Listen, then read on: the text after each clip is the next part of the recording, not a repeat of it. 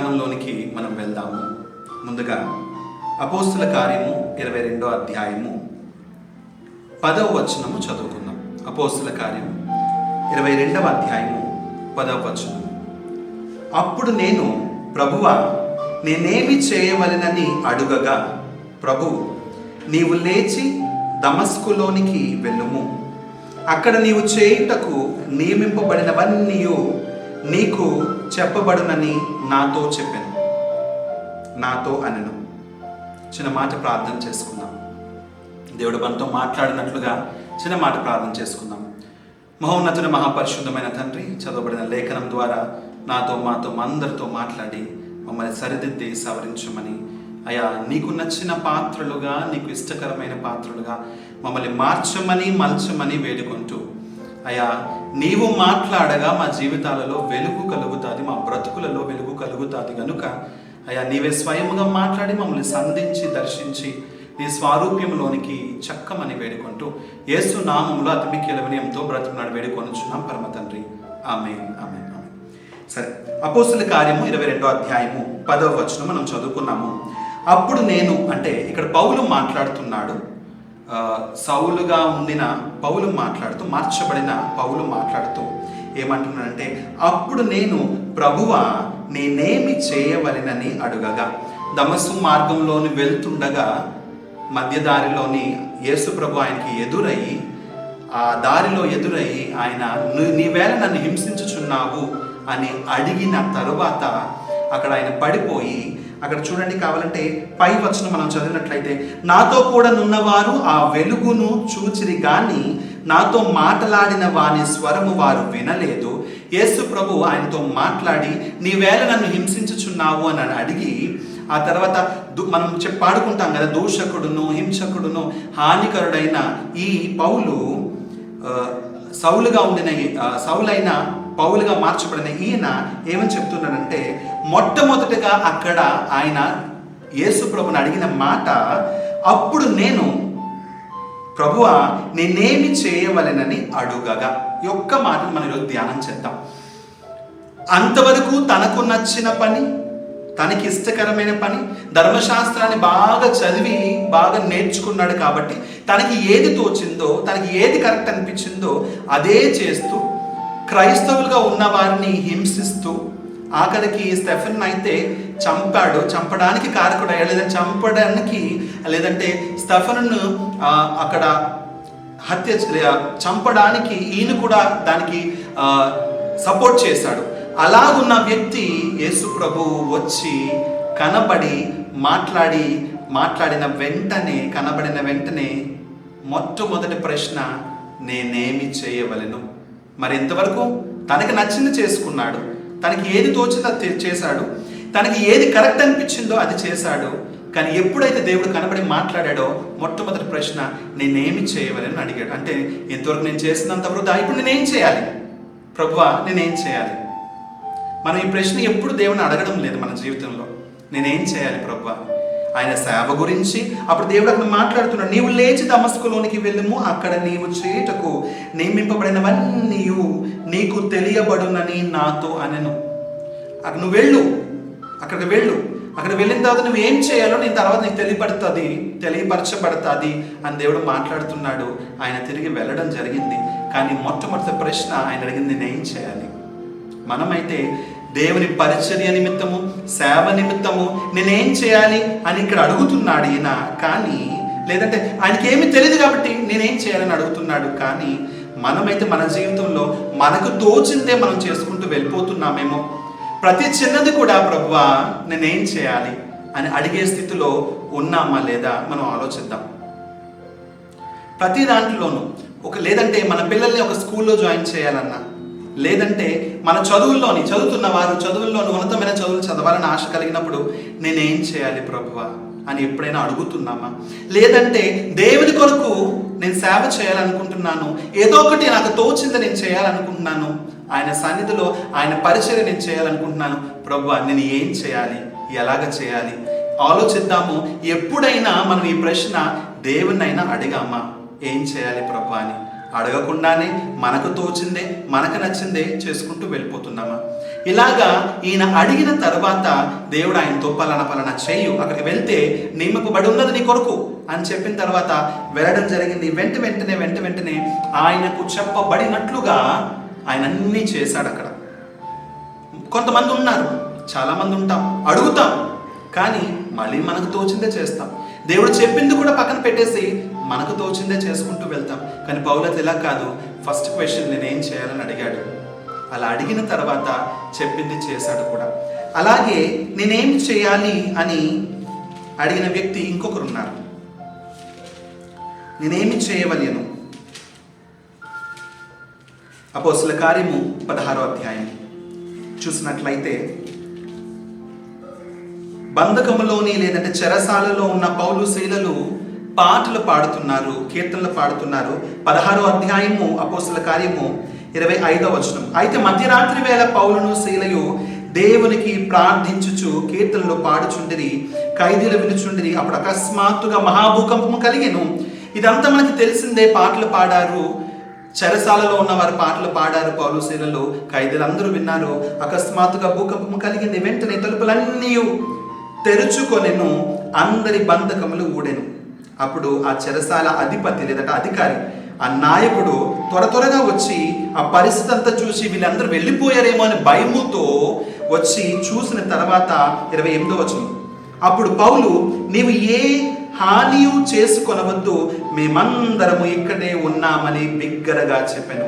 అప్పుడు అతడు దీపము తెమ్మని చెప్పి, ఎందుకంటే అక్కడ వెలుగు లేదు, ఏమైపోయిందని తెలియదు కాబట్టి ఆ దీపము తెమ్మని చెప్పి లోపలికి వచ్చి వణుకుచు పౌలుకును శీలకును సాగిలపడి వారిని వెలుపలికి తీసుకొని వచ్చి, అయ్యలారా, రక్షణ పొందుటకు నేనేమి చేయవలెనా? నేను ఇక్కడ ఈ వ్యక్తి కూడా అడుగుతున్నాడు, రక్షణ పొందడానికి నేనేం చేయాలి అని అడుగుతున్నాడు.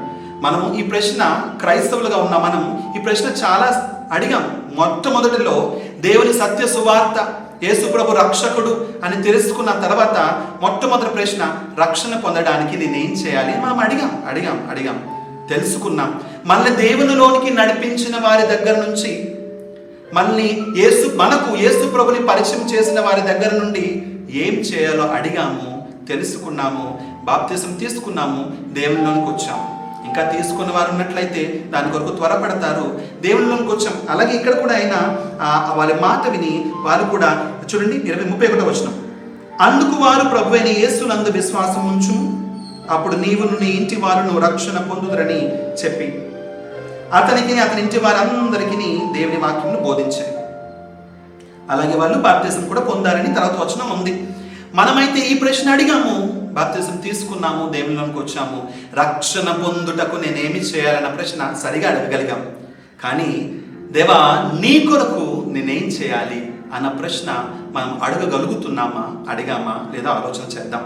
అలాగే లూకా సువార్త 18వ అధ్యాయము, ఇక్కడ ఒక వ్యక్తి ఉన్నాడు, ఈయన ఒక ప్రశ్న అడుగుతున్నాడు, సేమ్ ప్రశ్న, అదే ప్రశ్న. 18వ అధ్యాయము 18వ వచనం, లూకా సువార్త 18వ అధ్యాయము 18వ వచనం. ఒక అధికారి ఆయనను చూచి, యేసు ప్రభువును చూచి ఒక అధికారి, సద్బోధకుడా, నిత్య జీవమునకు వారసుడనగుటకు నేనేమి చేయవలనని ఆయనను అడిగాను. నిత్య జీవమునకు వారసుడు అవ్వాలంటే నేనేం చేయాలి ప్రభువా? ఈ ప్రశ్న మనం అడుగుతున్నామా? ఆలోచన చేద్దాం. దేవా, నిత్య జీవానికి నేను వారసుడు అవ్వాలనుకుంటున్నాను, పరలోక రాజ్యంలో నేను చేరాలనుకుంటున్నాను. కనీసం ఈ ప్రశ్న మన హృదయంలోనికి, మన మనసులోనికి వస్తుందా లేదా ఆలోచన చేద్దాం. నేనేం చేయాలి ప్రభువా? పౌలైతే మొట్టమొదటి దేవుడు కనబడగానే, యేసు ప్రభు కనబడగానే నేనేం చేయాలని అడిగాడు, చెప్పింది చేశాడు. అలాగే ఇక్కడ మనం చూసుకున్నాము, చెరసాల నాయకుడు కూడా పౌలు శీలను అడిగాడు, నేనేం చేయాలి, రక్షణ పొందుటకు నేనేం చేయాలి? బాప్తిసం తీసుకో అని చెప్పగానే చేశాడు. కానీ ఇక్కడున్న వ్యక్తి వారి కంటేను, లేదంటే ఆ 2 మాటల కంటేను సరైన మాట అడిగి, నిత్య జీవానికి వారసుడు నవ్వాలి అంటే ప్రశ్న సరిగ్గానే వచ్చింది, సరైన క్వశ్చన్ వచ్చింది ఆయనకి. నేనేం చేయాలి అని అడిగాడు, కానీ చెప్పింది చేయకుండా వెనక్కి తిరిగి వెళ్ళిపోయాడని మనందరికీ తెలుసు. ముఖమును చిన్నబుచ్చుకొని, ఎందుకంటే మిగుల ఆస్తి గలవాడు కనుక అవన్నీ చేయాలంటే దానికి కష్టం అనిపించింది కనుక ముఖం చిన్నబుచ్చుకొని వెళ్ళిపోయాడు. ఈరోజు మనం ఆలోచన చేస్తుంది నేనేమి చేయాలి అంతే. ఒక చిన్న పాయింట్, రక్షణ పొందడానికి నేనేం చేయాలి? చేశాం.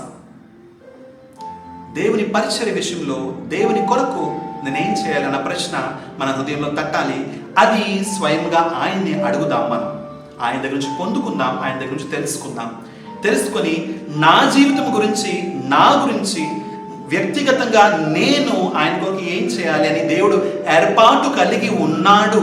ఈ భూమి మీద నేను పుట్టి దేని కొరకు దేవుడు నన్ను పుట్టించాడు అని మనము ఆయన దగ్గర నుంచి తెలుసుకొని సరి అయిన విధముగా మనం ముందుకు కొనసాగుదాం. అది తెలుసుకొని దాని ప్రకారంగా నడుద్దాం. నిత్య జీవమునకు వారసులు అవ్వాలంటే నేనేం చేయాలి ప్రభువా అని మనం దేవుని అడుగుదాం. మనకి తోచింది, మనకి నచ్చింది ఆలోచన చేసినట్లయితే ఏదైనా ఒక స్కూల్లోని పిల్లల్ని జాయిన్ చేయాలంటే లేదా ఏదైనా కోర్స్ చేయాలంటే మనం ఎవరిని అడుగుతామంటే దాని గురించి అనుభవం ఉన్న వారి దగ్గరికి వెళ్ళి అడుగుతాం. కానీ దానికంటే ముందు క్రైస్తవులుగా మనం ప్రభువా ఇది నా ప్లాన్, ఇలా అనుకుంటున్నాను, ఏం చేయాలి ప్రభు? లేదంటే నా సంగతి పక్కన పెట్టి ప్రభువా నీవు నన్ను ఏం చేయమని అంటున్నావు, నన్ను ఈ భూమి మీద దేని కొరకు పుట్టించావు, నేనేం చేయాలి అని మనం అడగడానికి సిద్ధపడదాము. రక్షణ పొందుటకు నేనేం చేయాలి ప్రభువా, నీ పరిచర్య కొరకు నేనేం చేయాలి, నిత్య జీవనకు వారసుని అవ్వాలంటే నేనేం చేయాలి? ఇక్కడ ఇంకొక వ్యక్తి ఉన్నాడు, నేనేం చేయాలని ఆయన కూడా ఆలోచన చేస్తున్నాడు. లూకా సువార్త 12వ అధ్యాయము 17వ వచనం మనం చూసినట్లయితే అప్పుడు ఇతడు ఎవరంట? 16వ వచనం, లూకా సువార్త 12వ అధ్యాయం 16వ వచనం. మరియు ఆయన వారితో ఈ ఉపమానము చెప్పాను, ఒక ధనవంతుని భూమి సమృద్ధిగా పండెను.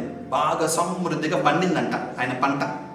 ధనవంతుడు, ఇందాక ఒక ధనవంతుడు మనం చూసాం. ఏం చేయాలి నిత్య జీవనకు వారసులు అవ్వాలంటే అడిగాడు. ఇక్కడ ఈయన కూడా అంటున్నాడు, ఈయన కూడా ఆలోచన చేస్తున్నాడు, ఒక ధనవంతుని భూమి సమృద్ధిగా పండిన. అప్పుడు అతడు నా పంట సమకూర్చుకొనుటకు నాకు స్థలము చాలదు గనుక. రక్షణ కొరకు ఆలోచన చేయట్లేదు, నిత్య జీవానికి వారసులు అవ్వడం కోసం ఆలోచన చేయట్లేదు, పంట కూర్చుకోవడం కోసమే ఆలోచన చేస్తున్నాడు. సమృద్ధిగా పండింది కాబట్టి ఎలా కూర్చుకోవాలి అని ఆలోచన చేస్తున్నాడు. చూడండి, నా పంట సమకూర్చుకొనుటకు నాకు స్థలము చాలదు గనుక నేనేమి చేతునని దేవుణ్ణి అడగలేదు, తనలో తాను అనుకుంటున్నాడు. అది చాలామంది ఇలా ఉన్నాం. మనం కూడా దేవుణ్ణి అడగం. కనీసము దేవుని జ్ఞానము కలిగిన వారిని, దేవునిలో అనుభవము కలిగిన వారిని, మనల్ని నడిపిస్తున్న వారిని, లేదంటే మన కాపుర్లను లేదంటే మన బోధకులను మనం అడగము. అనుభవం కలిగిన వారిని మనం అడగము. మనలో మనమే ఆలోచన చేసుకుంటే మనం ముందుకెళ్ళిపోతున్నాం ఏదో మనకు తోచినట్టుగా. ఆయన చూడండి, నేనేమి చేతునని తనలో తాను అనుకొని నేను ఇలాగు చేతును, మళ్ళీ ఫిక్స్ అయిపోయాడు. వెంటనే అనుకున్నాడు, నేను ఇలా చేస్తాను అని అనుకున్నాడు. ఈ తర్వాత అంతా జరిగింది మనకు తెలుసు. నేడు రాత్రి చూడండి 20వ వచనం, అయితే దేవుడు వెరివాడా ఈ రాత్రి నీ ప్రాణము నడుగుచున్నారు, నీవు సిద్ధపరచినవి ఏవగునని అతనితో చెప్పాను. అంటే ధనం కూర్చుకోవడం కోసమే ఆలోచన కలిగి ఉన్నాడు. ఆఖరి దినాల్లో ఉన్నాము, అంత్య దినాల్లో ఉన్నాము. ప్రభువా నువ్వు నన్ను ఎందుకు పుట్టించావు అని మనం ఆలోచన చేస్తూ, ప్రభు నాతో వ్యక్తిగతంగా మాట్లాడి నేనేం చేయాలి నీకోసం నేనేం చేయాలి అని అడగగలిగిన వారమే ఉండాలి. ఇక్కడ మనం చూసినట్లయితే ఈయన ఎవరిని అడగలేదు. పౌలు శీలనైతే ఆ బోధకుడు లేదంటే పౌలు శీలనైతే ఆ నాయకుడు అడిగాడు. ఎందుకంటే కొత్తగా వచ్చినప్పుడు మనం అడుగుతాం. ఆ తర్వాత దేవుళ్ళు ఎదుగుతున్నప్పుడు ప్రభువా నా విషయంగా నువ్వేమి ఆలోచన కలిగి ఉన్నావు అని అడగడం నేర్చుకుందాం. మనం చూసినట్లయితే రూతు అన్యజనురాలు, మోయబీయురాలు. ఆమె అత్తను అడుగుతుంది ఏం చేయాలని. అత్త చెప్పిన తర్వాత 3వ అధ్యాయము, రూతు గ్రంథము 3వ అధ్యాయము 5వ వచనం, ఆమె నీవు సెలవిచ్చినదంతయు చేసేదని చెప్పి అత్తకు చెప్తుంది. అత్త నువ్వు చెప్పినంత నేను చేస్తాను అని అంటుంది. అలాగా మనకు పైనున్న వారు, మనకి నడిపిస్తున్న వారు, దేవుల్లో అనుభవము కలిగిన వారినైనా మనం దర్శించి లేదంటే చెప్పి మన పరిస్థితి మనం అడగగలగాలి. లేదంటే వ్యక్తిగతంగా దేవుడి దగ్గర మోకరించి మనం అడగగలగాలి.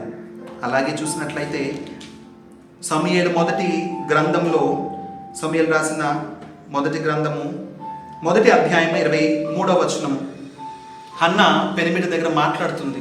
అప్పుడు పెనిమిటి అంటున్నాడు, భర్త అంటున్నాడు ఎల్కానా, నీ దృష్టికి ఏది మంచిదో అది చేయము. కొడుకు పుట్టాడు. ప్రతి సంవత్సరము ఆమె యెరూషలేము మందిరానికి వెళ్తుండేది, కానీ పుట్టిన తర్వాత వెళ్ళలేదు. అప్పుడు ఆయన అడుగుతున్నప్పుడు ఆమె అంటే, నేను రాను, ఈ సమూయేలు పాలు విడిచినంత వరకు నేను రాను, ఆ తర్వాత ఒకసారి వచ్చానంటే మందిరంలో విడిచిపెడతాను అని అనుకుంటున్నానని చెప్తుంది ఆమె. చెప్పినప్పుడు ఆయన అంటున్నాడు, నీ దృష్టికి ఏది మంచిదో అది చేయము. కానీ ఆ తర్వాత మాట మనం చూద్దాము. నీ దృష్టికి ఏది మంచిదో అది చేయము, నీవు వానికి పాలు మాన్పించు వరకు నిలిచియుండుము. పాలు మాన్పించే వరకు, సరే నువ్వు మందిరానికి రావా, సరే యెరూషలేముకి రావా, ఇక్కడ ఉంటావా, సరే ఉండు. ఆ మాట చెప్తూ సందర్భం లేకుండా ఏదో మాట మాట్లాడుతున్నాడు ఇక్కడ. యెహోవా తన వాక్యమును స్థిరపరచును గాక అని ఆమెతో అనెను. ఆమె అడిగినప్పుడు, సరే నీకు నచ్చినట్లుగా చేయి, యెహోవా తన వాక్యమును స్థిరపరచును గాక. మనము ఏదైనా ఆలోచన చేసి ఒక పని చేశాము అంటే ఆయన వాక్యము స్థిరపరచబడినట్లుగా మనం చేయగలుగుతున్నామా లేదా ఆలోచన చేద్దాం. అది నీకు అంత ఆలోచన లేదు, నువ్వు పైవారి దగ్గరికి వెళ్ళి అడగడం లేదు. కనీసం దేవుడినైనా, కనీసం అంటున్నానంటే దేవుడినైనా అడగాలి, దేవుడు ముందుగా అడగాలి. కనీసం దేవుడిని కూడా అడగట్లేదు అంటే నీకు అనుభవము కలిగిన వారి దగ్గరికైనా వెళ్ళి నేను ఏం చేయాలని అడగగలగాలి. అప్పుడు వారు చెప్పినట్లుగా నీకు అది కూడా నచ్చకపోతే దేవుడి దగ్గర పోరాడి మోకరించి కన్నీరు కార్చి, అయ్యా నేనేం చేయాలి అని అడగవలసిన వారముగా మనం ఉందాము. అలాగే మనం ముందు కొంచెం వెళ్దాము. మనము అలాగ దేవుణ్ణి అడగకుండా ఈయన చూసారు కదా, మనము లూకాసు వార్త 12:17 ధనమును గురించే, సంపద గురించే, ఆ కొట్లు నింపుకోవడం కోసమే ఆయన అడుగుతున్నాడు. అలాగా మనం ఉండొద్దు. మనము ప్రభువా నేను ఏం చేయాలి అని అడగకుండా ఉన్నట్లయితే ఒక దినాన మరణించిన తర్వాత ఆయన దగ్గరికి వెళ్ళినప్పుడు, లేదంటే ఆయన రాకడ దినాన్న ఆయన న్యాయపీఠం ఎదుట మనల్ని ఈ ప్రశ్న అడుగుతాడేమో, నీవు నా కోసం ఏం చేశావు అని అడుగుతాడేమో. మనం ఇప్పుడు అడగట్లేదు, నేనేం చేయాలి ప్రభు అని అడగకపోతే ఆయన దగ్గరికి వెళ్ళిన తర్వాత నీవు నా కోసం ఏం చేశావు ఆయన అడిగితే అప్పుడు ఏం సమాధానం చెప్తాము? మనం ఆలోచన చేద్దాము.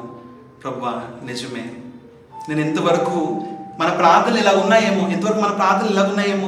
నేనేం చేయాలి ప్రభు అని అడగడం మానేసి నువ్వు నాకేం చేస్తున్నావు ప్రభువా, నువ్వు నాకు ఇలాగ చేయొచ్చు కదా ప్రభువా, ఈ విషయం ఉన్నది కదా ప్రభువా, ఆ విషయం ఉన్నది కదా ప్రభువా అని మనమే చెప్తూ పోతున్నామేమో. అలా వద్దు, ఆయన్నే అడుగుదాం నేనేం చేయాలి అని. అందుకే యాకోబు గ్రంథం లేదా యాకోబు రాసిన పత్రిక చూద్దాం. యాకోబు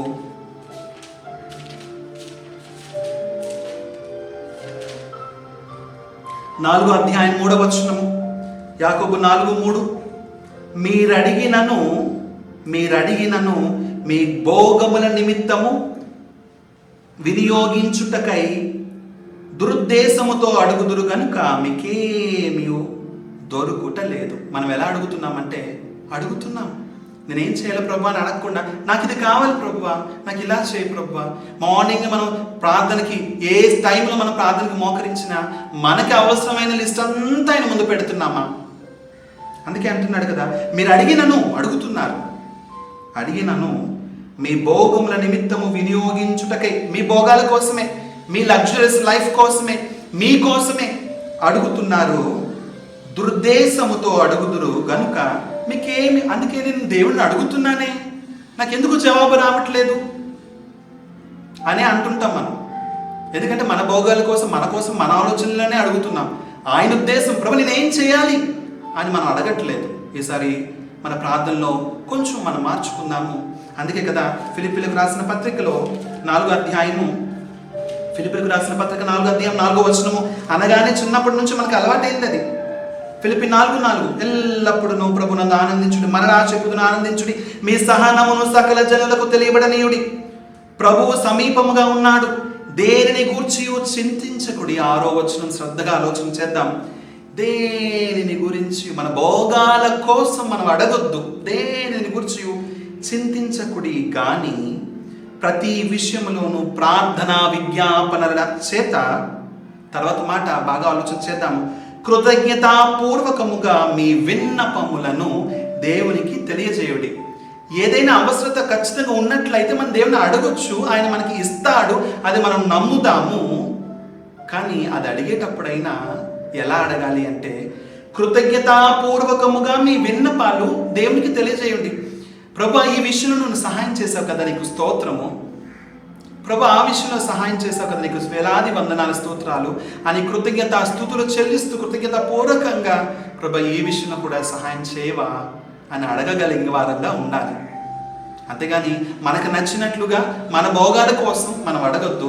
కానీ ఇలాంటివి అడిగినా అడగకపోయినా దేని గురించి చింతించొద్దు అని ఆయన అంటున్నాడు. కాబట్టి అన్నీ మనకి ఇవ్వగలడు. మనకి తెలిసిందే, మత్తయి సువార్త 6వ అధ్యాయము 33వ వచనం. మత్తయి సువార్త 6వ అధ్యాయము 33వ వచనము మనకి తెలిసిందే.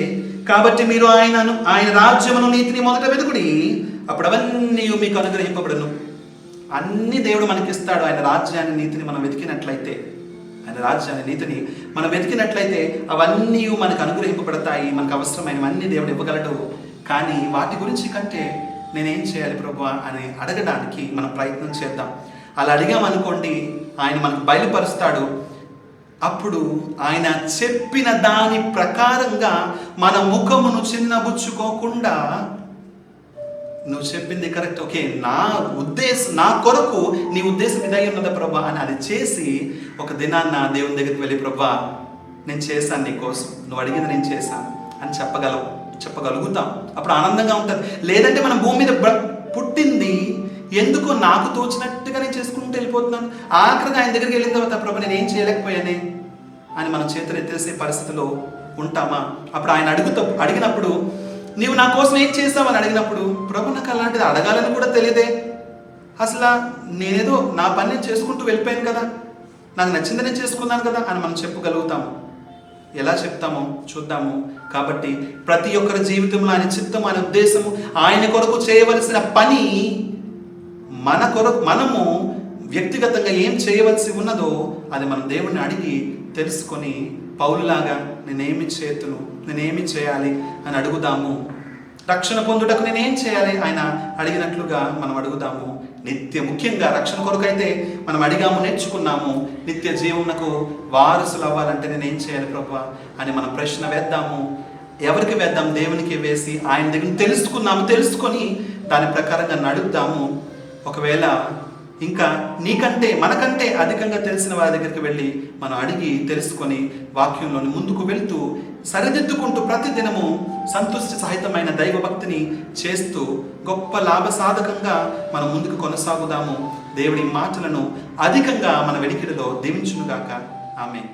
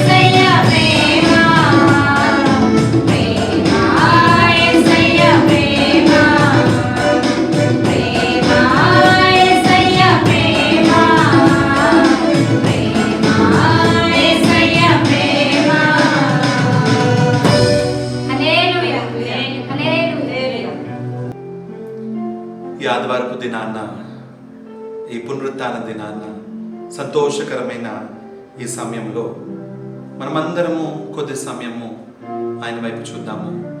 మన రెండు చేతులు పైకెత్తి మన కళ్ళను మూసుకొని హృదయపూర్వకముగా, కృతజ్ఞతాపూర్వకంగా, సంతోషంగా ఆయనను స్తుతిస్తూ పాడుకుందాము, ఆరాధన చేద్దాం. అయ్యా, మా జీవితాలలో నువ్వు చేస్తున్న మేలును బట్టి నీకు స్తోత్రము ప్రభువా, ఉన్నతుడవు, అత్యున్నతుడవు అని ఆయన పొగుడుతూ ఆయనకి స్తోత్రం చెప్తూ పాడదామా? తల ఉంచుదాము, కళ్ళు మూసుకొని చేతులు పైకెత్తుదాము.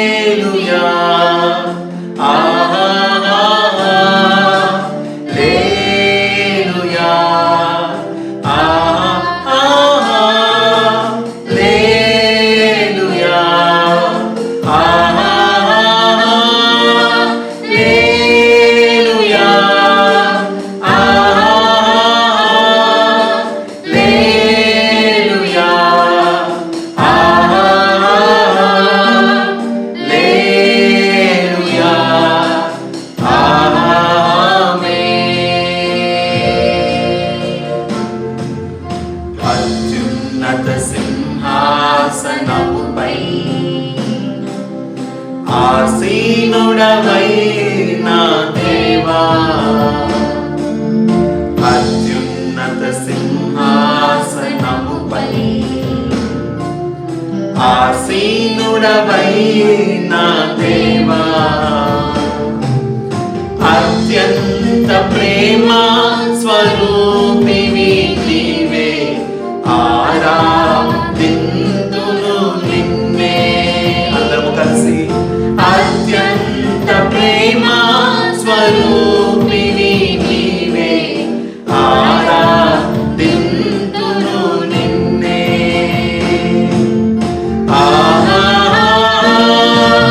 హల్లెలూయా, హల్లెలూయా,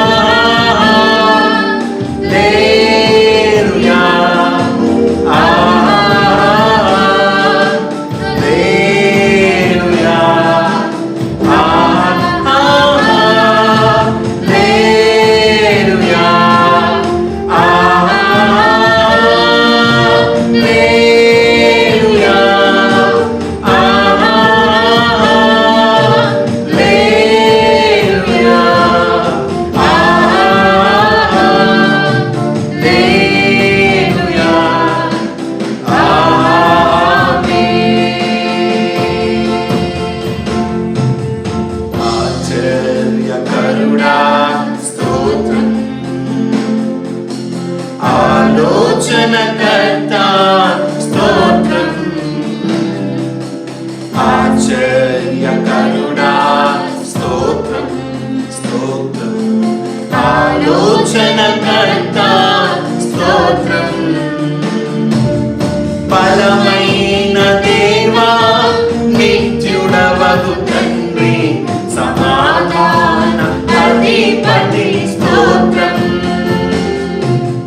బలమైన దేవా, నిత్యుడవగు తండ్రి, సమాధాన అధిపతి స్తోత్రం. అందరూ కలిసి హల్లెలూయా,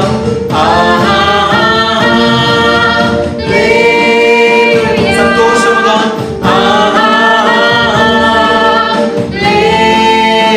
కృతజ్ఞతాపూర్వకముగా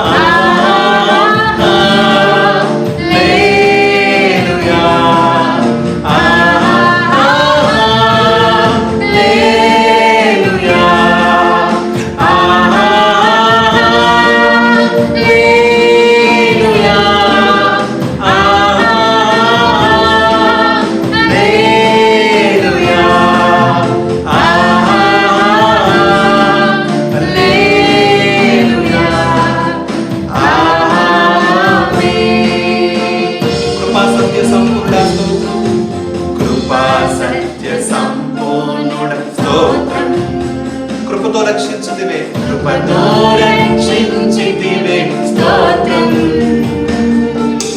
కృపా సత్య సంపూర్ణుడ స్తోత్రం. కృపతో రక్షించితివే స్తోత్రం. నీ రక్తం ఇచ్చి విమోచించినావే నా రక్షణకర్త స్తోత్రం. నీ రక్తమిచ్చి విమోచించినావే నా రక్షణకర్త స్తోత్రం.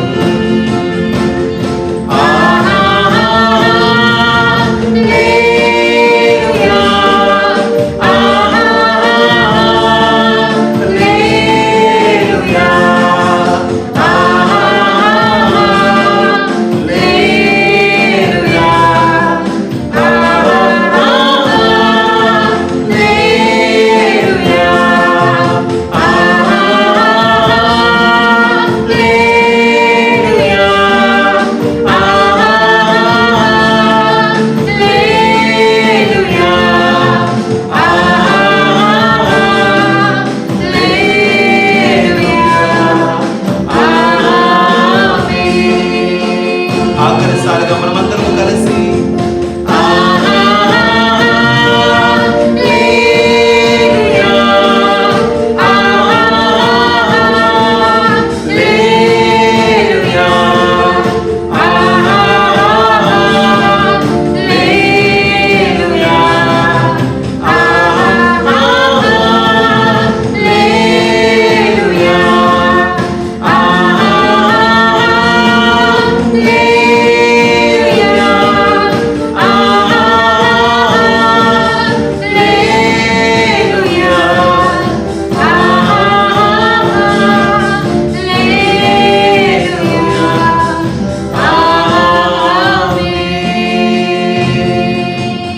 ప్రార్థన చేసుకుందాం. కృపా సత్య సంపూర్ణుడా, కృపతో రక్షించిన దేవా, రక్తమునిచ్చి మమ్మల్ని విమోచించిన వాడా, అత్యున్నతమైన సింహాసనంపై అందరికంటే పైన ఆసీనుడైన వాడా, ఉన్నతుడా, నీకు స్తోత్రం. మా ప్రార్థనలన్నిటికీ ఆమేనని అంటున్నవాడా, నీకు వందనాలు వందనాలు వందనాలు. దినమెల్లను మా జీవితాంతము ప్రతి నిమిషము అయా నిన్ను స్తుతించిన నీ మేలులకు, అయా నీవిచ్చిన రక్షణ భాగ్యమునకు ఎంత స్తుతించినా సరిపోదు తండ్రి, ఎంత ఆరాధన చేసిన అయా సరిపోదు రాజా. మా తనివి తీరదు తండ్రి. ప్రభా, కోట్లాది వందనాలు. మా ఆరాధన అంగీకరించిన వాడా, మా స్తుతులు అంగీకరించిన వాడా, నీకు స్తోత్రము స్తోత్రము స్తోత్రం. అయా ఆరోగ్యములతో అయా సురక్షితముగా ప్రభువా మేము ఉండడానికి అయా మమ్మల్ని నడిపిస్తున్నవాడా, ప్రొటెక్ట్ చేస్తున్నవాడా, నీకు వందనాలు స్తోత్రాలు.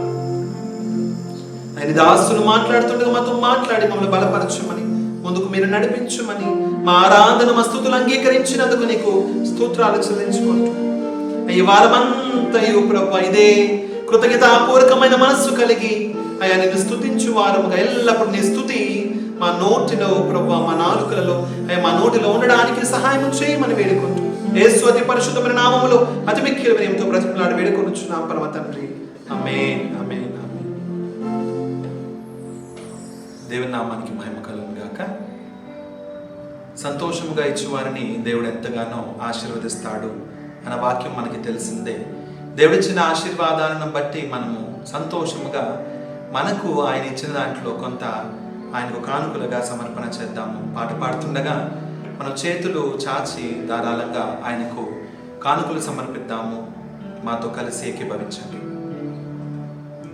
ఇయుడి ఇయ్యబడును, అడుగుడి ఇయ్యబడును, ఇయుడి ఇయ్యబడును, అడుగుడి ఇయ్యబడును అని చెప్పిన ప్రభు మాటలను గ్రహించాలి, అని చెప్పిన ప్రభు మాటలను గ్రహించాలి.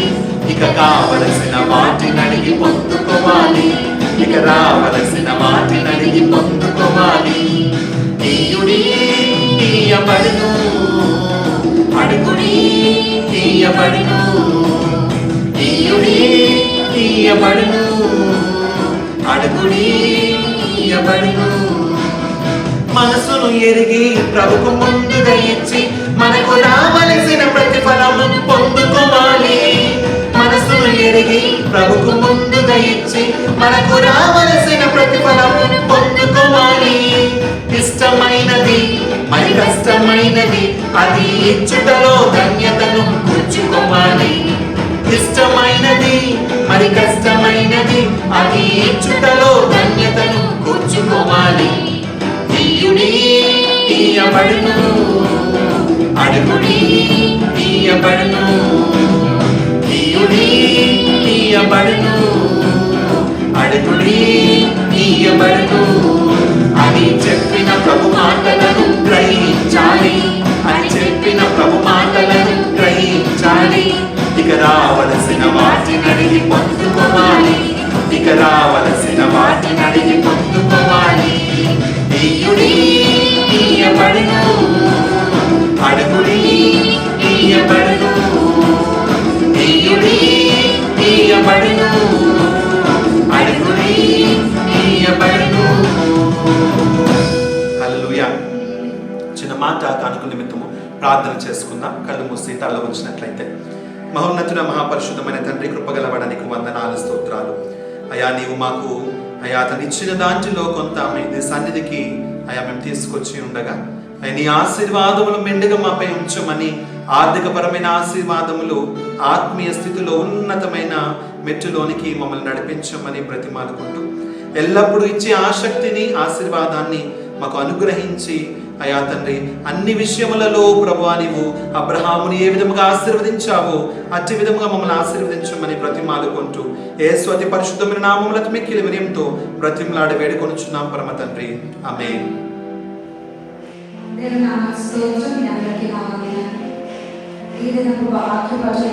అపోస్తల కార్యములు 6వ అధ్యాయం 1 నుంచి 10 వచనాలు. ఆ దినములలో శిష్యుల సంఖ్య విస్తరించుచున్నప్పుడు అనుదిన పరిచర్యలో తమలోని వెదరాలను చిన్న చూపు చూచినని హెబ్రీయుల మీద గ్రీకు భాష మాట్లాడు యూదులు సంగసాగి. అప్పుడు 12 అపోస్తలులు తమ యొద్దకు శిష్యుల సమూహమును పిలిచి, మేము దేవుని వాక్యం బోధించటం మాని ఆహారం పంచిపెట్టుట యుక్తం కాదు. కాబట్టి సహోదరులారా, ఆత్మతోనూ జ్ఞానంతోనూ నిండుకొని మంచి పేరు పొందిన 7 మనుషులను మీలో ఏర్పరచుకొని మేము వారిని ఈ పనికి నియమిద్దుము. అయితే మేము ప్రార్థన యందును వాక్య పరిచర్య యందును ఎడతెగక యందునని చెప్పి ఈ మాట జనసమూహం అంతటికి ఇష్టమైనందున వారు విశ్వాసంతోనూ పరిశుద్ధాత్మతోనూ నిండుకొనిన వాడైన స్టెఫను, ఫిలిప్పు, ప్రొకోరు, నికానోరు, తీమోను, పర్మెనాసు, యూదుల మత ప్రవేశుడును అంతియోక్య వాడును అగు నికోలాసు అను వారిని ఏర్పరచుకొని వారిని అపోస్తలుల ఎదుట నిలువబెట్టి వీరు ప్రార్థన చేసి వారి మీద చేతులుంచిరి. దేవుని వాక్యము ప్రబలమై శిష్యుల సంఖ్య యెరూషలేములో బహుగా విస్తరించెను. మరియు యాజకులలో అనేకులు విశ్వాసములకు లోబడేరు. స్టెఫను కృపతోనూ బలముతోనూ నిండినవాడై ప్రజల మధ్య మహాకార్యములను గొప్ప సూచక క్రియలను చేయుచుండెను. అప్పుడు లిబెర్తీయులను ధనబడిన సమాజంలోను, కురేనీయుల సమాజంలోను, అలెగ్జాండ్రియుల సమాజంలోను, కిలికియా నుండి ఆసియా నుండి వచ్చిన వారిలోను కొందరు వచ్చి స్టెఫనుతో తర్కించిరి గాని మాట్లాడలేదని అతడు అగపరిచిన జ్ఞానమును అతనిని ప్రేరేపించిన ఆత్మను వారు ఎదిరింపలేకపోయి. ఆమె దేవుడి పరిశుద్ధ వాక్యం దీవించున్నారు. ప్రభువైన యేసుక్రీస్తు నామమున మరొకసారి మీ అందరికీ శుభాభివందనాలు. మరి ఈ ఆదివారం దినమున వాక్యం వినడానికి వచ్చిన మీ అందరికీ ప్రభువైన యేసుక్రీస్తు నామమున శుభములు కలుగునుగాక. ఈ దినమున మన యొక్క అంశం గత 2 వారాలు మనం చెప్పుకున్న రీతిని అక్కడ కూడా మనం చూసాం. పరిశుద్ధాత్మ గురించి మనం మాట్లాడుకున్నాం. ప్రియులారా, మరొకసారి ఈ దినం కూడా మనం పరిశుద్ధాత్మకు సంబంధించిన కొన్ని కార్యాలు మనం చూద్దాం. మొదటి శతాబ్దములో దేవుడు ఎన్ని రకాలుగా కార్యాలు చేశాడు, ప్రజల పట్ల దేవుడు చేసిన ఉద్దేశం ఏంటి, అక్కడ దేవుని యొక్క శక్తి, పరిశుద్ధాత్మ శక్తి ఎంత బలంగా ఉండేది అనే విషయాలు మనం చూసుకుంటున్నాం. మరి ఈ దినమందు మన యొక్క మూలవాక్యము అపోస్తలుల కార్యము 5వ అధ్యాయము మొదటి నుంచి మనం చదువుకుందాం ప్రియులారా. అననీయ అను ఒక మనుషుడు తన భార్య అయిన సపీరాతో ఏకమై పొలము అమ్మాను. భార్య ఎరుకనే వాడు దాని వెలలో కొంత దాచుకొని కొంత తెచ్చి అపోస్తలుల పాదముల చెంత పెట్టాడు. చాలు, చిన్న ప్రార్థన చేసుకుందాం ప్రియులారా. పరిశుద్ధమైన దేవా, మీ కృపకే స్తోత్రములు నాయన. మరొకసారి ఉదయకాలమందు ప్రభా మీ యొక్క కార్యములు మేము గ్రహించినట్లు ఇగతని మీ సన్నిధికి వచ్చి ఉండగా ఇగో మీ సన్నిధిలో పాద సన్నిధిలో మేము ఇగతని ప్రార్థిస్తూ ఇగతని కార్యములను వేడుకొనిచుండగా మీరే మా అందరితో మాట్లాడండి. మీరు చున్న మా అందరి తండ్రి ప్రభా మీ వశంలో తీసుకొని మీ అద్భుతాలు జరిగించండి నాయన. ఈ సందర్భమునిగా మీ ముందు ఉంచుచున్నాం ప్రభా. మీరే మా అందరితో మాట్లాడి మమ్మల్ని బలపరచమని, మీ పరిశుద్ధాత్మ శక్తిని మేము అర్థం చేసుకోవడానికి కృప చూపించమని యేసు పరిశుద్ధ నామమున స్తుతించి వేడుకొనిచున్నాము తండ్రి. ఆమేన్. హల్లెలూయా, హల్లెలూయా. మరొకసారి చూసుకుందాం ప్రియులారా. అననీయ అను ఒక మనుష్యుడు తన భార్య అయిన సప్పీరాతో ఏకమై పొలం అమ్మాను. హల్లెలూయా. ఈ అంశంలో మనం చూస్తున్నది అననీయ సప్పీరా. ఎంత చక్కని జోడీ కదా. వాళ్ళు చెప్పాలంటే మరి వాళ్ళు ఎంత ఐక్యతగా ఉన్నారనేది మనం గమనించాలి. మనం కూడా చాలామంది ఎంతో ఐక్యమత్యంగా ఉంటాం, కలిసి ఉంటాం. కానీ ఎందులో కలిసి ఉంటాం అనేది చాలా ప్రాముఖ్యం. లోకానుసారమైన విషయాల్లో కలిసి ఉన్నవాడు ఉన్నారు, ఇటు దేవుని సంబంధమైన కార్యాల్లో కలిసి ఉన్నవాడు ఉన్నారు. ఇవాళ పరిశుద్ధాత్మ దేవుడు మనం ఏం నేర్పిస్తున్నాడు ఈ పాఠంలో? వాళ్ళు ఐక్యత కలిగి ఉన్నారు, కానీ దేవుని విషయాల్లో లేరు ప్రియులారా. చూద్దాం, మనం ముందుకు వెళ్ళి చూద్దాం ఏం జరుగుతుంది. 2వ వచనం చూద్దాం. భార్య ఎరుకనే వాడు దాని వెలలో కొంత దాచుకొని కొంత తెచ్చి అపోస్తలుల పాదముల చెంత పెట్టేది. చూడండి, భార్య ఎరుకునే అంటే వారి ఇంట్లో అన్ని విషయాలు సంభాషిస్తుండేవారు, మాట్లాడుకుంటున్నారు, ఇలా చేద్దాం అలా చేద్దాం అని చెప్పి ఒకరికొకరు మంచి అండర్స్టాండింగ్ కలిగి ఉన్నారు. భార్య ఎరుకునే అంటే భార్యకి తెలియకుండా ఆయన ఏం చేసేవాడు కాదు. చాలామంది ఉంటారు చూడండి, ఇంటికాడ ఇంట్లో ఉన్న వాళ్ళకి ఏమీ చెప్పుకున్నా వారి పని వాళ్ళు చేసుకుని పోయేవాళ్ళు ఉన్నారు. అలాగే భర్తలకు తెలియకుండా చేసే భార్యలు కూడా ఉన్నారు. కానీ వీళ్ళు ఒక మంచి అండర్స్టాండింగ్లో ఉన్నారు. ఎంతైనా దాన్ని మెచ్చుకోక తప్పదు. అయినా సరే అది దేవుని ఇష్టానుసారమైంది కాదు, దేవుని చిత్తానుసారమైంది కాదు. పరిశుద్ధాత్మ దేవుడు ఎప్పుడు కూడా చూడండి దేవునితో ఐక్యమై పనులు చేయమంటున్నాడు తప్ప వ్యక్తిగతంగా మీ బుద్ధికి తోచినట్టు మీరు చేయండి అనేది ఆయన ఉద్దేశం ఎంత మాత్రం కాదు ప్రియులారా. అందుకని అంటారు కదా, భార్య ఎరుకనే వాడు దాని వెలలో కొంత తెచ్చి దాచుకొని కొంత తెచ్చి అపోస్తలుల పాదముల చెంత పెట్టాడు. అంటే ఆమెకు తెలుసు, అమ్మింది ఎంతకని తెలుసు, తెచ్చింది ఎంతని తెలుసు, కొంత దాచింది ఎంతని తెలుసు, మిగతా తీసుకొచ్చి అపోస్తలుల పాదముల దగ్గర పెట్టారు కదా. ఇంకా చూద్దాం ఏం జరిగింది. పేతురు అననీయ నీ భూమి వెలలో కొంత దాచుకొని పరిశుద్ధాత్మను మోసపుచ్చుటకు సాతాను ఎందుకు నీ హృదయంను ప్రేరేపించాను. చూడండి, ఇక్కడ తిన్నగా వచ్చి అపోస్తలుల పాదముల దగ్గరికి అంటే అర్థం ఏంటి? ఆ కాలంలో నియమించబడిన వారు అపోస్తలు, వారి పాదముల దగ్గర పెట్టవలసింది మన బాధ్యత. ఇవాళ దేవునికంటూ మనం అర్పించేది ఏమైనా ఉంటే అక్కడ ఉన్న సేవకులకు, అక్కడ ఉన్న దైవజనులకు మనం దాన్ని తీసుకెళ్ళి దేవుని పేరట దాన్ని అప్పగిస్తున్నాం. వీళ్ళు అలాగే చేశారు, మరి పద్ధతులన్నీ తెలుసు. వీళ్ళు అన్యులు గారు ప్రియులారా, వీళ్ళు క్రైస్తవులు, దేవుని బిడ్డలు. అయినా సరే చూడండి, వాళ్ళ లోపల తెలియకుండానే ఒక రకమైన ఒక ధనాపేక్ష చోటు చేస్తుంది. చాలా సందర్భాలు మనకు కూడా అన్నీ బాగానే చేస్తుంటాం, భక్తి పరులమే, క్రైస్తవులమే. కానీ కొంత లోకం మన లోపల కనబడుతుంటుంది. ఆ లోకం కనబడేటప్పుడు మనకు తెలియకుండానే బుద్ధులు మారిపోతాయి. మనం ఎవరి సమక్షం ఉన్నాము, ఎవరి సన్నిధిని ఉన్నాము అని మర్చిపోతుంటాం. అందుకే చూడండి, 1 తిమోతి 6వ అధ్యాయము 10వ వచనములో ధనాపేక్ష అనేది ఎటువంటిది అని స్పష్టంగా చెప్తున్నాడు. ఇవాళ ధనాపేక్ష ఒక చిన్న ఆశ వచ్చింది అనుకోండి, మన బుద్ధి ఎలా మారిపోతుందని చూడండి. ఎందుకనగా ధనాపేక్ష సమస్తమైన కీడులకు మూలము.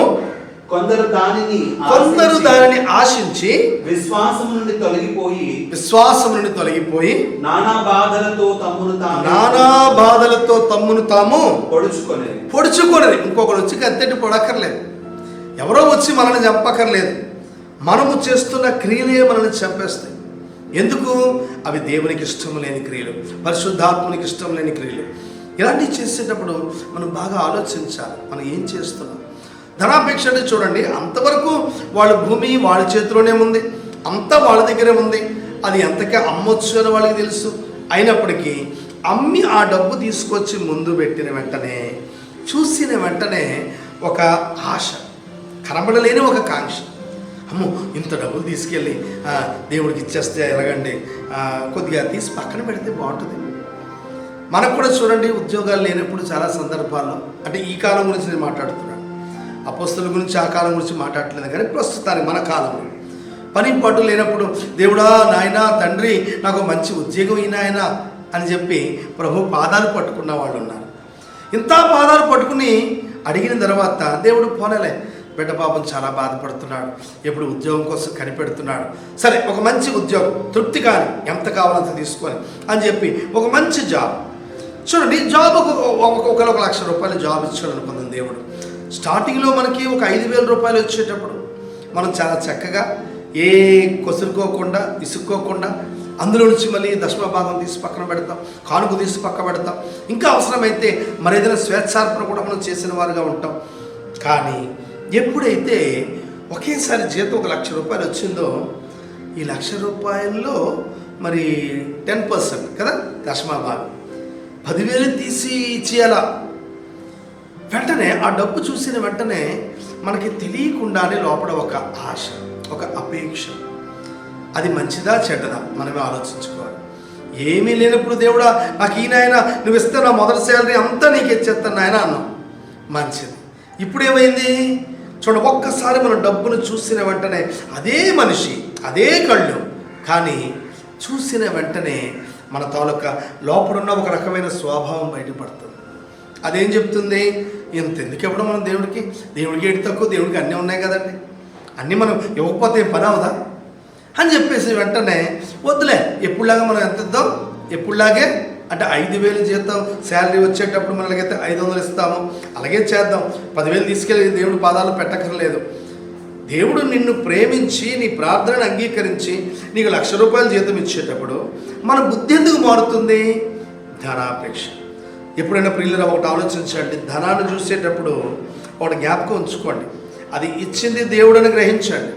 ఆయన ఇస్తేనే మనం ఈరోజు ఉన్నాం, ఆయన ఆరోగ్యం బట్టి మనం పనిచేస్తాం, ఆయన మనకి ఇచ్చినవన్నిటిని బట్టి ఆయన స్తుతించి సంతోషంగా ధారాళంగా ఇవ్వడం మనం నేర్చుకోవాలి. అయితే వీళ్ళు కూడా అదే తప్పు చేశారు. ఏం చేశారు? చూసిన వెంటనే అంతవరకు పొలం వారిదే, వాళ్ళకి తెలియదు కదా, పొలం వారిదే. కానీ అమ్మి డబ్బు వచ్చి వారి చేతిలో పడిన వెంటనే అయ్యయ్యో ఇంత తీసుకెళ్ళి కొంత తీసి మనం దాచుకుంది. మనం కూడా చూడండి, ఎప్పుడైనా మన దగ్గర ఒకేసారి అమౌంట్ కనబడినప్పుడు ముందు మనం ఏం చేయాలి? నువ్వు తిండిపోతుమైన గొంతుకు కత్తి పెట్టుకో అని దేవుడు చెప్పినట్టు, ఒకవేళ నువ్వు ధనాపేక్షకుడు అయితే వెంటనే బైబిల్ వాక్యం జ్ఞాపకం చేసుకో, చూసిన వెంటనే నేను ఆశించకూడదు.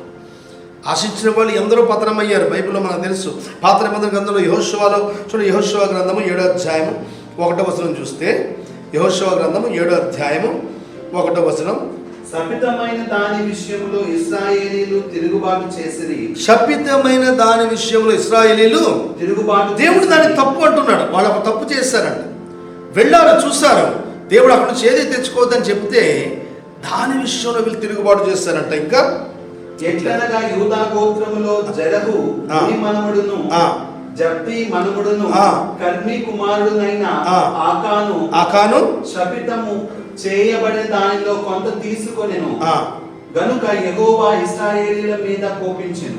శపితమైన దానిని తెచ్చుకోకండి అని ప్రభు చెప్పారు, ముందే వాళ్ళకి హెచ్చరించారు.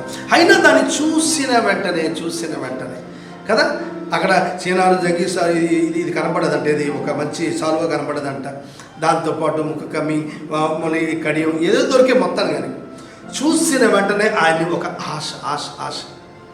మనం కూడా ప్రియులారా, ఏది పడితే దుష్టుడు పొరుగు వానదకు దేనిని ఆశించకండి అని ప్రభు చెప్పాడు.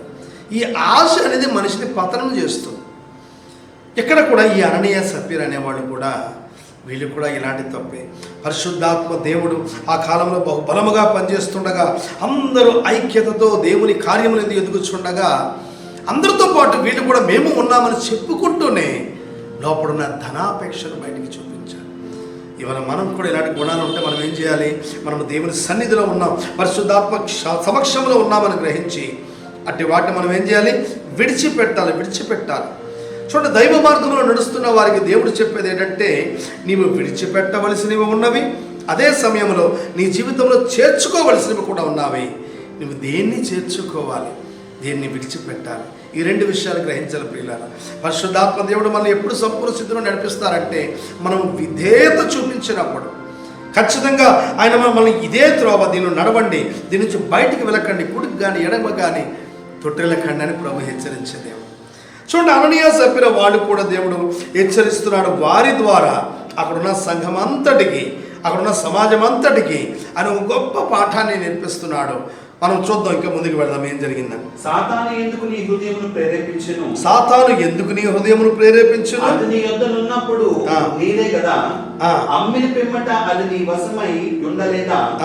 ఎందుకు ఈ సంగతి నీ హృదయములో ఉద్దేశించుకున్నావు? ఎందుకు నీ హృదయంలో ఈ సంగతిని ఉద్దేశించుకున్నావు? అది నీ దగ్గర ఉన్నప్పుడు నీదే కదా. మనకు కూడా చూడండి, అన్నీ ఉంటాయి మన దగ్గర, కానీ దేవుడికి ఇచ్చేటప్పుడు 100 సార్లు మనం ఆలోచిస్తాం. దేవుడు వాస్తవానికి దేవుడికి లేక అడిగేది కాదు పిల్లలు, దేవుడికి అన్నీ ఉన్నాయి. కానీ ఆయన ఎందుకు అడుగుతాడంటే, నీకు ఇచ్చే మనసు ఉందా, దేవుని కొరకు చేసే మనసు ఉందా, దేవుని కార్యాల్లో పాలు పంచుకునే ఉద్దేశం మనకుందా అని దేవుడు చూస్తుంటాడు. హల్లెలూయా. చూడండి, మన సంఖ్యాకాండం మరొక మాట చూద్దాం. సంఖ్యాకాండం 30వ అధ్యాయము 2వ వచనం చదువుతున్నాం ప్రియులారా. సంఖ్యాకాండము 30వ అధ్యాయము, సంఖ్యాకాండం 30వ అధ్యాయం 2వ వచనం. ఇది యెహోవా ఆజ్ఞాపించిన సంగతి. బాగా వినండి, సంగతి వినండి. ఒకడు యెహోవాకు మ్రొక్కి కొనిన ఎడల, లేక తాను బద్ధుడగుటకు ప్రమాణము చేసిన ఎడల, అతడు తన మాట తప్పక తన నోట నుండి వచ్చినదంతయు నెరవేర్చవలెను.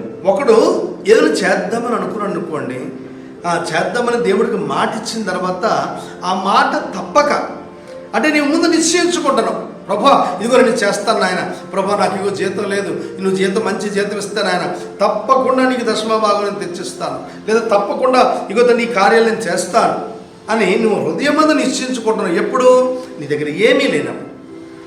ఇవాళ అన్నీ వచ్చినప్పుడు ఏమవుతుందంటే, దాన్ని చూసిన తర్వాత నీకు 90% దేవుడు ఇచ్చాడు. అంటే ఎంత?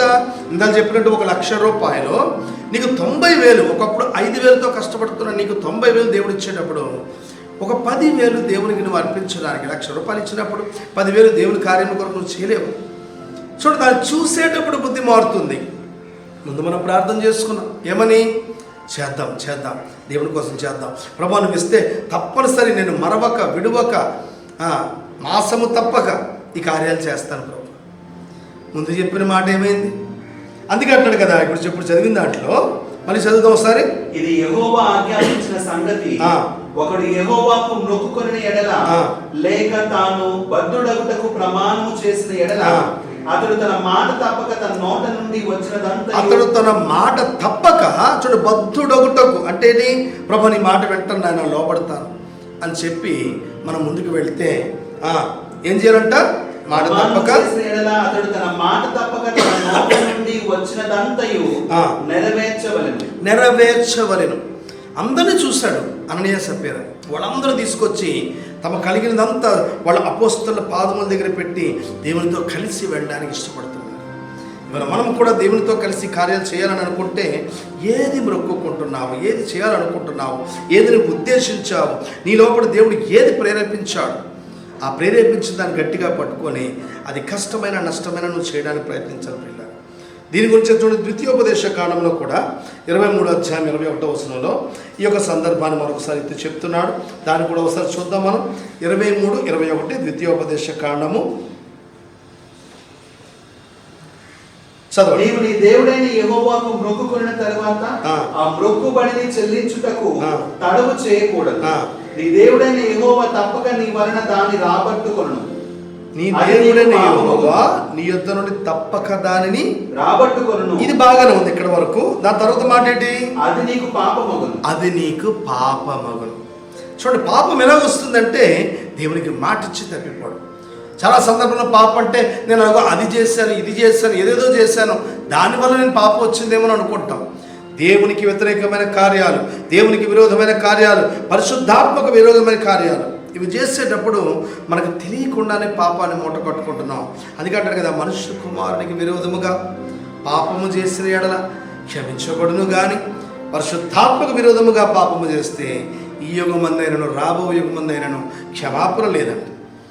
ఇవాళ ఎవరి సమక్షంలో మనం ఉన్నాం? ప్రియులారా, మనం ఇప్పుడు పరిశుద్ధాత్మక సమక్షంలో ఉన్నాను గ్రహించాలి. యేసు ప్రభు ఆయన భూలోకానికి వచ్చి వెళ్ళిన తర్వాత చూడండి, ఆయన చెప్పారు, ఆదరణకర్తను మీ యొద్దకు పంపిస్తున్నాను, పరిశుద్ధాత్మను మీ యొద్దకు పంపిస్తున్నాను. ఈ పరిశుద్ధాత్మ దేవుడు మిమ్మల్ని సర్వసత్యములోనికి నడిపిస్తాడు, సత్యమైన మార్గంలో నడిపిస్తాడు. ఆయన మిమ్మల్ని సంపూర్ణ స్థితికి తీసుకువెళ్తాడు. ఆయన మిమ్మల్ని ముద్రిస్తాడు, మిమ్మల్ని వరములతో అలంకరిస్తాడు. ఎన్నో ఎన్నో చెప్పి నేను వెళ్ళిపోవటం ప్రయోజకరణము అన్నాను. ఆయన వెళ్ళిపోవడం ప్రయోజనమే. ఎందుకు? ఆయన అక్కడ సింహాసనం దగ్గర కూర్చొని ఉండాలి కదా. ఆ పరిశుద్ధాత్మ దేవుడు భూలోకానికి వచ్చి ఇవాళ మన పట్ల కార్యాలు చేయాలి. మరి అటువంటి పరిశుద్ధాత్మ దేవుని సమక్షంలో ఉండి ఏంటో ఆలోచిస్తున్నావు ఒకసారి ఆలోచించు. నీ ఆలోచన దేవునికి ఇష్టమైనదా లేకపోతే అది విరోధమైనదా? దీన్నే మనం గ్రహించాలి. అందుకే అంటాడు కదా ద్వితీయోపదేశకాండం చెప్పాడు, నీవు నీ దేవుడని యెహోవాకు మొక్కు కొనిన తరువాత ఆ మొక్కుబడిని చెల్లించుటకు తడవు చేయకూడదు. ఏదో నువ్వు మొక్కుకున్నావు, మొత్తానికి నీ పరిస్థితిని బట్టి మొక్కుకున్నావు, నీ ఇంట్లో ఉన్న స్థితిగతులు బాగలేదు. నీ దేవుడిని యెహోవాకు తప్పక నీ వలన దాన్ని రాబట్టుకున్నాను. ఏదైతే మనకి చూడండి మనం చేద్దామని అనుకున్నామో దాని తర్వాత ఏమవుతుందంటే, నువ్వు చేయకుండా ఒకవేళ వెనకాడితే కాసంత ఇప్పుడు వద్దులే తర్వాత చేద్దాం అని ఏమని అనుకున్నా దేవుడు చూస్తాడు. నువ్వు ఆలస్యం చేస్తున్నా ఆయన నిన్ను పట్టించుకుంటాడు.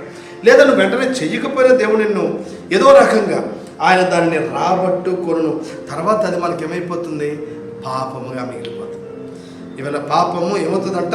దురాశ గర్భము ధరించి పాపమును కనను, పాపము పరిపక్వమై మరణమును కనను. ఈ చిన్న ఆశను మనం అనుకుంటాం. ఈ చిన్న ఆశ ఒకరోజు మనల్ని పాపములోనికి నెట్టివేస్తుంది, దోషములోనికి నెట్టివేస్తుంది, దేవునికి విరోధమైన తప్పులు చేయడానికి నెట్టివేస్తుంది. తద్వారా మరణాన్ని కొని తెచ్చుకుంటాం. పిల్లలు అననీయ సభ్యులు కూడా ఇలాంటి పనులే చేస్తారు. దేవుడు దాన్ని ఎంత మాత్రం కూడా సహించలేదు. చూడండి, ఈ సందర్భాన్ని బట్టి మరొక మాట కూడా చెప్పాలనుకున్న ప్రసంగి 5వ అధ్యాయంలో 4వ వచనం మొక్కుబడికి సంబంధించిన మాట. ప్రసంగి 5లో 4వ వచనం, నీవు దేవునికి మొక్కుబడి చేసుకొని ఎడల దానిని చెల్లించుటకు ఆలస్యము చేయకము, బుద్ధిహీనుని యందు ఆయనకు ఇష్టము లేదు. బుద్ధిహీనుని యందు ఇవాళ బుద్ధిగల కన్యకలు ఉన్నారు. బుద్ధిగల వారు వాక్యము చదివి చదివి చదివి దాని మీద ఇల్లు కట్టుకుంటారంట కదా. ఈయన మాటలు విని ఆ చెప్పులు చేయవాడు బండ మీద ఇల్లు కట్టుకున్న బుద్ధిమంతుని పోలి ఉన్నాడు. ఇవాళ బుద్ధిమంతుడు వాక్యముతో తన యొక్క కుటుంబాన్ని కట్టుకుంటాడు, ఇల్లు కట్టుకుంటాడు. జ్ఞానవంతురాలు తన ఇల్లును ఏం చేసుకుంటుంది? చక్కగా కట్టుకుంటుంది. 3 రాళ్ళు తన చేతులతో ఇల్లును ఓడబెరుక్కుంటుంది. ఇవాళ దేవుని సన్నిధిలో వచ్చిన మనం ఏ విధంగా ఉండాలి? ఏం చేస్తే మన ఇల్లు మనం కట్టుకోగలుగుతాం? ఏం చేస్తే మన హృదయాన్ని దేవునికి అప్పగించగలుగుతాం? ఏం చేస్తే దేవుని రాజ్యానికి వారసులు అవుతాం? ఇది మనం గమనించాలి. అందుకే చెప్తారు కదా, బుద్ధిహీనుల యందు ఆయనకు ఇష్టము లేదు. ఆయనకి ఇష్టం లేదు. మనం చేసే కార్యం ముందు కరెక్టా కాదా? ఇవాళ ఏదైనా చూడండి, ఒక చిన్న రాయి దొరికిందనుకోండి, ఒక రాయి దొరికితే అది ఏం రాయా అని ఎలా తెలుస్తుంది మనకి? దాన్ని తీసుకెళ్ళి గీటు రాయితో పరిశీలిస్తే అది వజ్రమా, వైడూర్యమా, లేకపోతే మరేంటి బాగా. ఒకరోజు ఒకంత రాయి ఇచ్చారంట ఒక గురువుగారు ఒక శిష్యుడికి ఒకంత రాయి ఇచ్చారంట. శిష్యుడు వెళ్ళి ముందు గురువుగారు ఒక మాట అడిగాడు. గురువుగారు, ఇంతకీ నా విలువేంటి అని అడిగాడు. నీ విలువేంటో నువ్వు తెలుసుకోవాలంటే ఎలాగని చెప్పాలి, ఏదో పంచి, ఇదిగో చిన్న రాయి నీకు ఇచ్చాను, దీన్ని తీసుకెళ్ళి ఏం చేయి, మార్కెట్ దగ్గరికి వెళ్ళి కూర్చొని అమ్మడానికి ప్రయత్నించు అన్నాడు. అంటే అమ్మే వద్దు కానీ దాని వెలంతా తెలుసుకోవడానికి ప్రయత్నించాడు. పాప ఈయన వెళ్ళాడు. వెళ్ళి తిన్నంగా వెళ్ళి కాయగూరల మార్కెట్ దగ్గర కూర్చొని ఆ రాయి ముందు నెట్టుకొని, రండి రండి రండి రండి, కొనుక్కోండి, మంచి రాయి ఎంత అంటేనేమో, మీరే చెప్పండి, మీరు ఎంత ఇస్తారు చెప్పండి. ఏంటి రాయి చూస్తే ఎటు కాదు, ఇది అసలు ఏం రాయి అర్థం కావట్లేదు, ఏమో ఈ రాయి మాత్రం నేను నమ్ముతాను, మీరు ఎంత ఇస్తారు చెప్పండి. దీనికి ఏటి వస్తుంది? 2 రూపాయలు తప్ప ఇంకా అంతమించి ఏటి వస్తుంది రాయికి అన్నారు. వెంటనే గురువుగారి దగ్గరికి వచ్చి మళ్ళీ చెప్పాడు. ఏమని? గురువుగారు, ఈ 2 రూపాయలు అని చెప్పారు ఏంటండి? ఓ అలాగన్నారా, సరే పోనలే, ఓ పని చేయి, కిరాణా కొట్ల దగ్గరికి వెళ్ళి వాళ్ళ దగ్గర చూపించి రాయి. ఇంతవరకు కాయగూరల కొట్టు దగ్గర కూర్చున్నావు కదా మార్కెట్ దగ్గర, ఇప్పుడు కిరాణా కొట్టు దగ్గరికి వెళ్ళి అమ్మడానికి ప్రయత్నించారు. కిరాణా ఒక్కొక్క షాప్కి వెళ్ళి, బాబు ఈ రాయి అమ్ముతాను తీసుకుంటారంటే, ఈ రాయా, ఇదేం రాయా, పటిక రాయా లేకపోతే ఇంకేం రాయా, దీనివల్ల ఏమైనా ప్రయోజనం ఉందా? చూస్తారు దేని పని చేస్తుంది అయ్యా దీన్ని తీసుకెళ్ళి. అయినా నువ్వు అమ్ముతానంటున్నా, అసలు ఏంటో నాకు అర్థం కాలేదు. అయినా సరే నేను 5 రూపాయల కంటే ఎక్కువ. ఇదేంటి 5 రూపాయల కంటే ఎక్కువ? సరే వద్దులే అని చెప్పి మళ్ళీ ఆ రాయిని తీసుకుని గురువుగారు కిరాణా స్టోర్కి వెళ్ళి అమ్మడానికి ప్రయత్నించారు కానీ 5 రూపాయల కంటే ఎక్కువ ఇవ్వట్లేదు. ఓహో అలాగా, అయితే ఓ పని చేయి, తిన్నగా వెళ్ళిపో. ఎక్కడికి?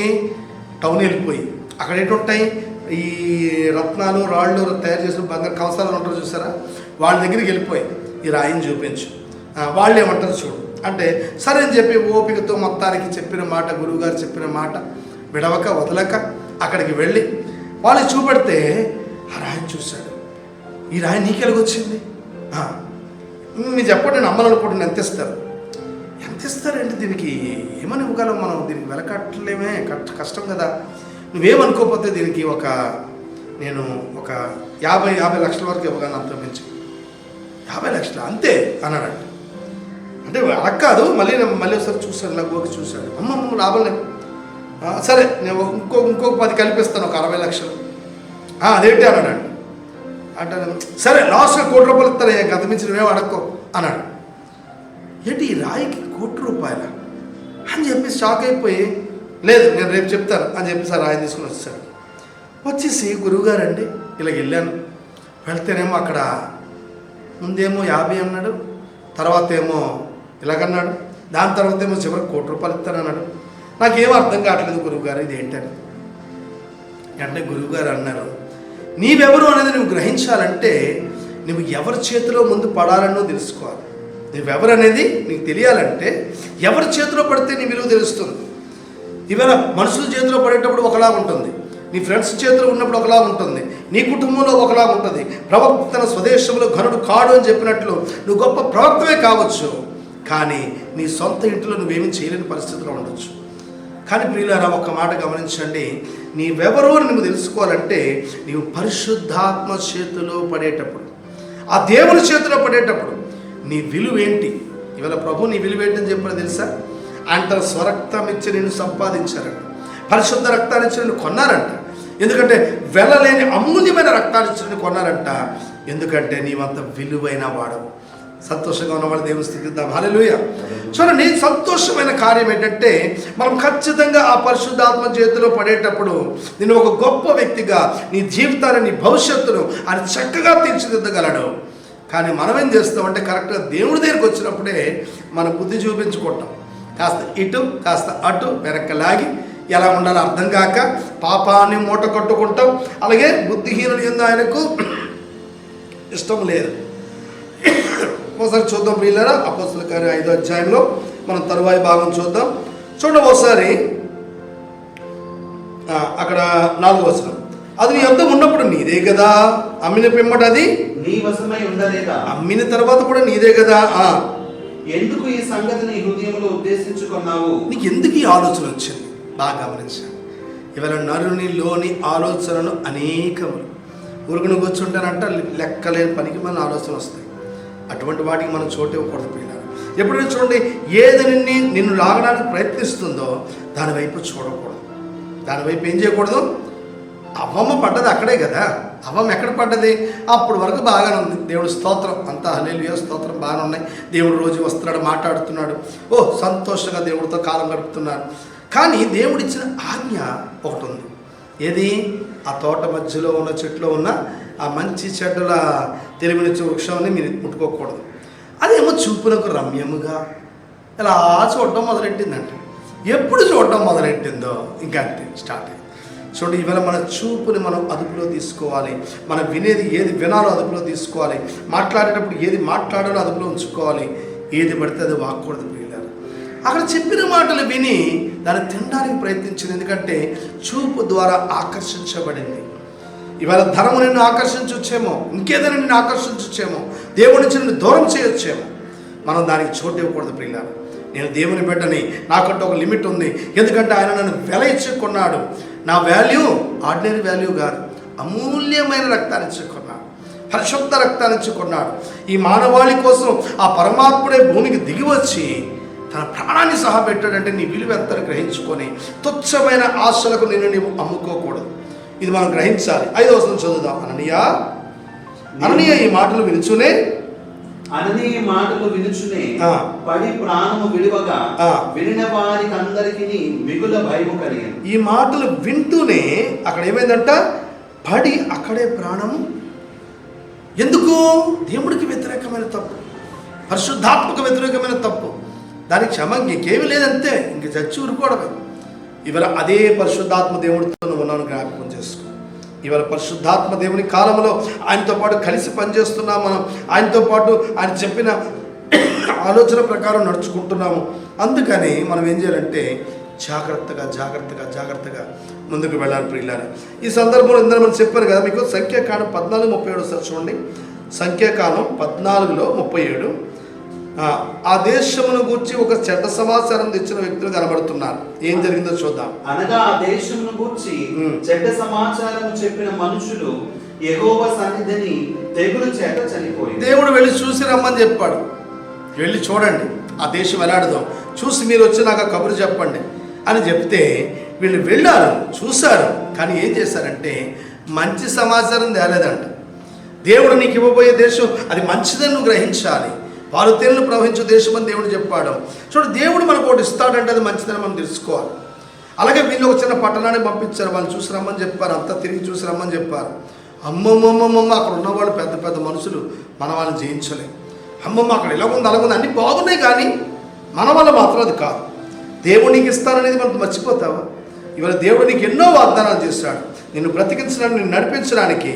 కానీ నీవు సందేహపడేటప్పుడు చచ్చూరుకుంటావు. అక్కడ కూడా వాళ్ళు ఏం చేస్తున్నాడు, యెహోవా సన్నిధిని తెగులు చేత చనిపోయింది.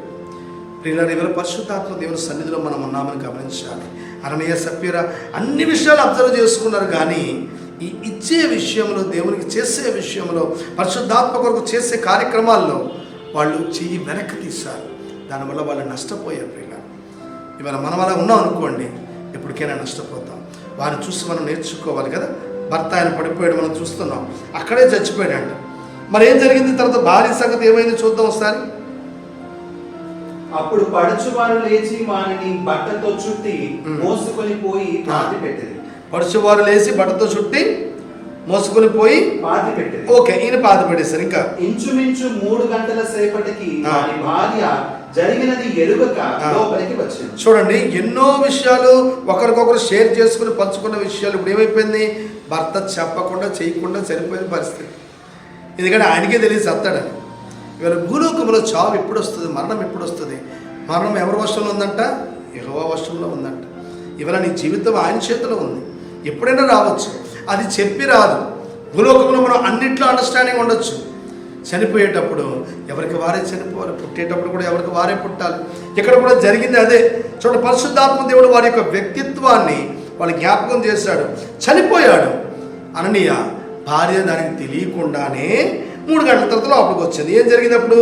అప్పుడు పేతురు, మీరు ఆ భూమిని ఇంతకీ అమ్మితిరా, నాతో చెప్పుమని ఆమెను అడిగాను. అందుకు ఆమె, అవును ఇంతకే అని చెప్పింది. అందుకు పేతురు, ప్రభు యొక్క ఆత్మను శోధించుటకు మీరెందుకు ఏకీభవించితిరి? చూడండి, అడుగుతున్నాడు ఆయన. ఎవరు అడుగుతున్నాడు? తన యొక్క భార్యను అడుగుతున్నాడు. ఆ భూమి ఇంతకే అన్నారా? ఈవిడ అప్పుడు వెంటనే ఏకభావం, సంఘీభావం తెలియజేస్తుంది. ఏమంటుంది? అవును ఇంతకే అమ్మమండి. కూడబలుక్కుని అబద్ధాలు చెప్తున్నారు. ఎవరి దగ్గర? పరిశుద్ధాత్మ దగ్గర. అప్పుడు ఏం జరిగింది? అందుకు పేతురు, ప్రభు యొక్క ఆత్మను శోధించుటకు మీరెందుకు ఏకీభవించితిరి? ఇదిగో నీ పెరిమిటిని పాతి పెట్టిన వారి పాదములు వాకిటనే ఉన్నవి, వారు నిన్ను మోసుకొని పోవుదురని ఆమెతో చెప్పాను. చూడండి, దేవుని యొక్క పరిశుద్ధాత్మను శోధించుటకు మీరెందుకు ఏకీభవించారు? పరిశుద్ధాత్మను శోధించడానికి ఏకీభవించేవాడు ఉన్నారు. దేవుని శోధించే వాళ్ళని దేవుడు విడిచిపెట్టేవాడు కాదు. ఇశ్రాయేలునంట 10 సార్లు ఆయన శోధించారంట అరణ్యంలో. ఏం చేశారంట? దేవుడు చేయగలడా, మాకు ఆహారం ఇవ్వగలడా, పెట్టగలడా? ఎన్నో ఎన్నో ఎన్నో రకాలైన ఆలోచనలు. ఇవాళ మనతో ఉన్న దేవుడు నీకు సమస్తము చేయగలడని నువ్వు ఎందుకు నమ్మలేకపోతున్నావు? నువ్వు దేవుడి కోసం చేసేటప్పుడు ఒక గ్లాసుడు చన్నీళ్ళు ఇస్తే ఎంత ఎక్కువ దీవెనలు దేవుడు ఇస్తానన్నాడు కదా. వాడు తన ఫలము పోగొట్టుకోడని చెప్పాడు. ప్రవక్తను ఇచ్చినట్లయితే ప్రవక్త ఫలం పొందుకుంటావు, నీతిమంతుడు అంటే నీతిమంతుడు ఫలం పొందుకుంటావు. లేదా శిష్యుడని ఇస్తే శిష్యుడు ఫలం పొందుకుంటావు. లేదా దేవునికి తగినట్టు నీవు ఒకవేళ కార్యం చేయగలిగితే నేను దేవుడికే ఇస్తున్నానని చెప్పి నువ్వు గ్రహించిస్తే దాని కార్యక్రమాన్ని, దాని ఆశీర్వాదాలను పొందుకుంటావు. కానీ వీళ్ళు ఏం చేస్తారంటే ఇచ్చే విషయంలో, దేవునికి చేసే విషయంలో, దేవుడు మనకి ఇస్తాడు అని నమ్మలేని పరిస్థితిలో ఏదో అందరితో పాటు మేము చేస్తున్నామని అనుకుని ఇచ్చారు తప్ప ఏదో చూపించుకోవడానికి చాలా సందర్భాల్లో దేవుని చేసేటప్పుడు ఏదో చూపించుకోవడానికి చేసేవాళ్ళు ఉంటారు పిల్లలు. మనం అలా ఉండకూడదు. దేవునికి చేసినప్పుడు ఖచ్చితంగా ఇది నేను దేవుడికి ఇచ్చాను, ఆయన నన్ను చూస్తున్నాడు, ఆయన నాకు తగిన ఆశీర్వాదాలు ఇస్తాడు. ఇవాళ శరీర ఆశీర్వాదాల కంటే ఆత్మీయ ఆశీర్వాదాలు శ్రేష్టమైనవి, నేను శ్రేష్టమైన స్థాయిలో ఉంచగలిగినవి. అవి పొందుకోవాలంటే పరిశుద్ధాత్మ దేవుడితో మనం ఏకీభవించాలి. ఇప్పుడు ఏం చేసిందంట? పరిశుద్ధాత్మ దేవుణ్ణి మోసపుచ్చేటటువంటి ఒక కార్యం చేసింది కదా. అందుకు పేతురు ప్రభు యొక్క ఆత్మను శోధించుటకు మీరు ఎందుకు ఏకీభవించుదురి?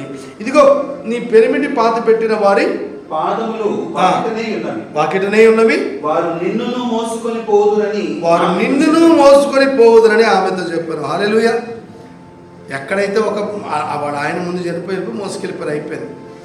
ఈ తిన్నగా తీసుకెళ్ళి ఈమెను కూడా పక్కనే బాధ పెడతారు. వాళ్ళు ఇంకా అప్పుడే వచ్చారు, నిలబడ్డారు, అయిపోయింది పని. చూడండి, దేవుని కార్యాలను మనం వ్యతిరేకించేటప్పుడు, పరిశుద్ధాత్మ కూర్చిన సంగతులను మనం వ్యతిరేకించేటప్పుడు వచ్చిన నష్టం ఎంత గొప్పదంటే మనం దాన్ని ఊహించలేము. ఇంకా వెంటనే ఆమె అతని పాదముల యొద్ద పడి ప్రాణం విడిచెను. ఆ పడుచు వారు లోపలికి వచ్చి ఆమె చనిపోయినదని చూచి ఆమెను మోసుకొని పోయి, వీళ్ళు కూడా మోసేస్తారు. ఇంకా ఆమె పెనిమిటి యొద్ద పాతి పెట్టింది. ఇది ఒకటి మాత్రం బాగుంది కదా. ఎక్కడ పాతి పెట్టారంట?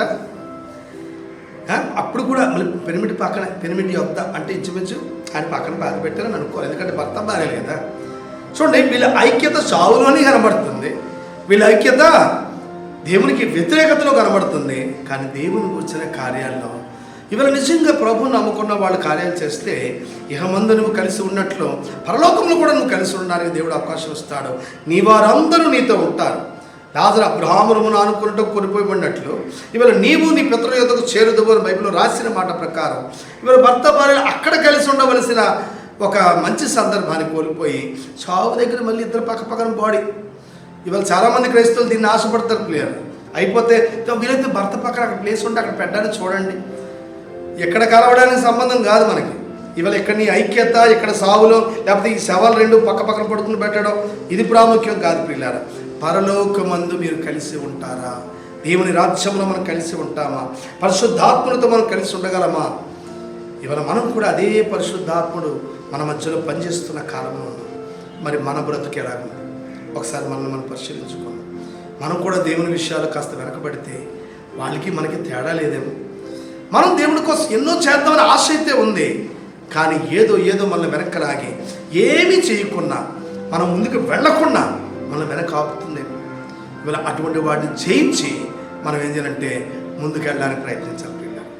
దేవుడిచ్చిన ఆశీర్వాదాలు ఎన్నో ఉన్నాయి. అపోస్తలుల కార్యంలో ఈ ఒక ఫ్యామిలీ తప్ప మిగతా వాళ్ళందరూ కూడా ప్రభు ఆశీర్వాదములు పొందుకొని ఎంతో సంతోషంతో ఇవాళ చరిత్రలో వారు కనబడ్డారు, శ్రేష్టమైన వారిగా కనబడుతున్నారు. వీళ్ళు మాత్రం చనిపోయిన వారిగా, పాతి పెట్టబడ్డ వారిగా. ఇవాళ నీ బ్రతుకు ఇటువైపు ఒకసారి ఆలోచించు. పరిశుద్ధాత్మతో కలిసి పనిచేయడానికి ఇష్టపడుతున్నావా? దేవుని కార్యాలు ఈ తరంలో దేవుడు చేయాలనుకుంటున్నాడు. ఆయన చేయాలని ఉద్దేశించిన కార్యములకు నీవు విధేయత చూపించి, అవును ప్రభా ఈ దినమందు నన్ను పుట్టించావంటే, ఈ తరంలో నేను ఉన్నానంటే నీ కార్యములు నేను ఈ తరములో ఏంటి చేయాలి? ఏం చేస్తే ప్రభా నీ రాజ్యానికి నేను వస్తాను? ఏం చేస్తే ప్రభా రాబోయే కాలంలో నా పేరు కూడా బైబిల్ గ్రంథంలో ఉంటుంది? మనం ఇది గ్రహించాలి పిల్లలు. ఇవాళ దేవునితో కలిసి పనిచేసిన వాళ్ళు ఇవాళ మనకి కనబడుతున్నారు బైబిల్ గ్రంథంలో. ఇవాళ గొర్రెపిల్ల జీవ గ్రంథం నీ పేరు ఉండాలంటే ఎలా ఉండాలి? మనము చచ్చిన వారిగా కాదు, బ్రతికిన వారిగా, సజీవులుగా, సదాకాలం ఉండేవారిగా మనం ఉండాలి. అందుకని పరిశుద్ధాత్మను కోరుకుందాం, ఆయనతో కలిసి పనిచేద్దాం, ఆయన చెప్పే మాటకు లోబడదాం, ఆయన ఇచ్చే వరాలు పొందుకొని ఈ తరములో మనం ఏది చేయాలో దాన్ని చక్కగా చేసి దేవునికి ఇష్టలుగా, ప్రియుల పిల్లలుగా మన జీవితాలు గడుపుదాం. దేవుడు తన పరిశుద్ధ వాక్యం మనకిచ్చారు, దేవుడు స్తుతిద్దాం. దేవుడు తానే మనల్ని దీవించి ఆశీర్వదించి బలపరచునుగాక. ప్రార్థన చేసుకున్న ప్రియుల స్తోత్రములు తండ్రి, పరిశుద్ధులైన దేవా మీ కృపకే స్తోత్రములు నాయన. మరొకసారి ఇగో తండ్రి మీరు ఇచ్చిన లేఖనాలను బట్టి స్తుతిస్తున్నాం. అవును తండ్రి, ఇగో మొదటి శతాబ్దంలో తండ్రి ప్రభా శిష్యులందరూ మీ కార్యాలు ఎంతో చక్కగా మీతో కలిసి వారు పనిచేస్తుండగా ఇగో తండ్రి వారి మధ్యలో పతనమైపోయిన ఒక కుటుంబాన్ని ఈ దినమందు మాకు జ్ఞాపకం చేస్తున్న స్తోత్రాలు. మేము కూడా ఈ తరంలో తండ్రి ప్రభా పరిశుద్ధాత్ముడు ఉన్నాడని ఎరిగి పరిశుద్ధాత్మ కాలంలో ఉన్నామని ఎరిగి ఒకవేళ మేము వెనక్కి తీసుకుంటే నాయన మరొకసారిగా మమ్మల్ని కనికరించండి, క్షమించండి నాయన. తెలిసి తెలియక చేసిన తప్పులు మన్నించే దేవుడు ప్రభా తండ్రి. తెలిసి చేస్తే ఇగో దానికి క్షమాపణ లేదు నాయన ప్రభా తండ్రి. మీకు విరోధమైన కార్యములు మరి దరిదాపులో రాకుండా చేయండి ప్రభా. మీకు వ్యతిరేకముగా మీకు నచ్చలేనివి ఏదైతే మీరు వద్దంటున్నారో అవి మేము చేయకుండా మమ్మల్ని ఆపండి ప్రభా. మీరు ఇష్టపడే కార్యాలు మేము కూడా కలిసి మీ చిత్తానుసారంగా పనిచేయడానికి సహాయం చేయండి. ఏ ఆశీర్వాదములు మొదటి శతాబ్దంలో వారికి ఇచ్చారు మరొకసారి తండ్రి ప్రభా నన్ను, మమ్మను, మా సంఘాన్ని, మా కుటుంబాన్ని జ్ఞాపకం చేసుకొని అటువంటి శ్రేష్టమైన ఆశీర్వాదములతో మీరు నింపుచున్నందుకు స్తోత్రాలు. మీకు ఇచ్చే విషయంలో మేము వెనకాడకుండా పరిశుద్ధాత్మ వరములు, ఆత్మీయ విషయాలు మేము పొందుకోవడానికి ఇగో తండ్రి ప్రభా మేము శారీరకమైనవి కొంతే మేము తేగలము, కానీ మీరు శ్రేష్టమైనవి, పరసంబంధమైనవి మాకు ఇవ్వడానికి ఇష్టపడుతున్నారు. వాటిని మేము పొందుకోవడానికి కృప చూపించండి. ఏదైతే ఈ ధనాపేక్ష మరికొన్ని విషయాలు శరీర కార్యములు మనం వెనక్కి లాగుతున్నామో యేసు నామమున ఇప్పుడే లయమగును గాక ప్రభా. మీ సన్నిధిలో ముందుకు సాగడానికి కృప చూపించండి. విన్న వాక్యం అందరి హృదయాలు 30 60 100 మీరే ఫలింపజేసి మమ్మల్ని దీవించి ఆశీర్వదించి బలపరిచి మీరు అక్కడ కూడా సిద్ధపరచమని, పరిశుద్ధపరచమని యేసుక్రీస్తు పరిశుద్ధ నామమున స్తుతించి వేడుకొంటున్నాము తండ్రి. ఆమేన్. మన పరమ తండ్రి అయిన దేవుని ప్రేమ, రక్షకుడైన యేసుక్రీస్తునాథుని శాశ్వత కృప, పరిశుద్ధాత్మ దేవుని అన్యోన్య సహవాసం చేరవచ్చిన మనకును ఈ విధముగా దేవుని సన్నిధిలో నిత్యము కనిపెట్టి వారి తరములలో దేవుని కార్యములు చక్కగా జరిగిస్తూ పరిశుద్ధాత్మతో ఐక్యత కలిగి ఉన్న సకల కుటుంబములకు మనకును ఆయన యొక్క సన్నిధి, సహాయము, సమాధానం సదాకాలము తోడేడు కనిపించును గాక. ఆమేన్. యేసు రక్తమే జయము, ప్రవేశ రక్తమే జయము. యేసు నామమున సదా సంపూర్ణ విజయం కలుగుగాక. అపవాదికి అనంత నాశనం కలుగుగాక. దేవునికే మహిమ కలుగుగాక. ఆమేన్. God bless you. వందనాలు ప్రియులారా.